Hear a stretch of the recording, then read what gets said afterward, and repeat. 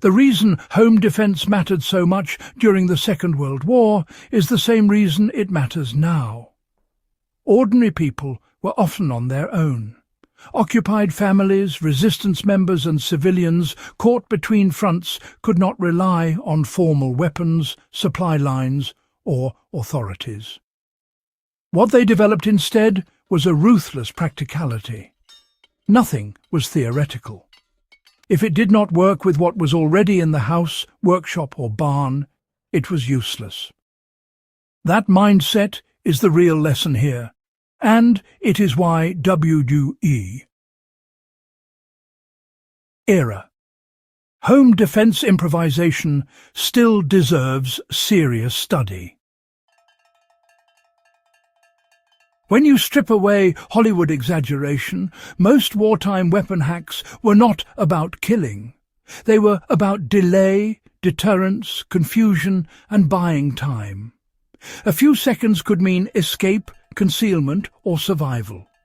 What follows is a historically grounded look at 9 defensive improvisations used during the war, explained as principles rather than recipes, because serious historians understand that knowledge matters more than instructions. The first and most overlooked WWII home defence weapon was sound used deliberately. Resistance networks across Europe relied on crude noise alarms made from scrap metal, glass and wire to turn movement into warning. These devices were placed at choke points like stairwells, gates and narrow hallways. The principle was simple. Early warning mattered more than confrontation. In practical terms, this meant converting ordinary household clutter into a detection system. The historical takeaway is that defensive awareness always comes before force, and even today the same logic applies when designing layered home security. The second hack was force funneling of movement inside buildings. WWII civilians routinely rearranged furniture, doors and debris to narrow approach paths. By limiting how many people could move at once, defenders reduced the advantage of numbers. This was not improvised carpentry for comfort, it was spatial control.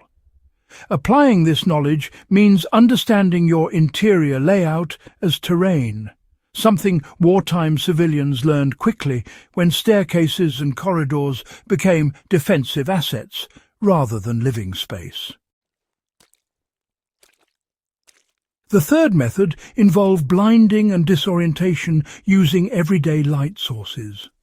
Candles, oil lamps and reflective surfaces were positioned to create glare at eye level. This was especially effective at night, when attackers relied on darkness. The important lesson here is sensory disruption. WWII, defenders understood that even momentary loss of vision could halt momentum. This principle remains relevant wherever light and shadow can be controlled defensively. The fourth hack centered on concealment through visual clutter. Families under occupation disguised defensive preparations as normal household disorder. Loose boards, hanging cloth and stacked items hid obstacles and trip hazards. The brilliance was not the obstacle itself, but its invisibility. From a historical perspective, this shows how deception often mattered more than strength. Applying this today means thinking about what draws attention and what blends into normal life. The fifth approach was psychological deterrence created from nothing more than suggestion.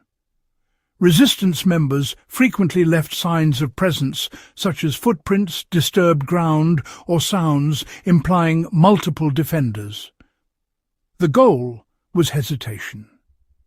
WWII records repeatedly show that uncertainty slowed searches and reduced aggression.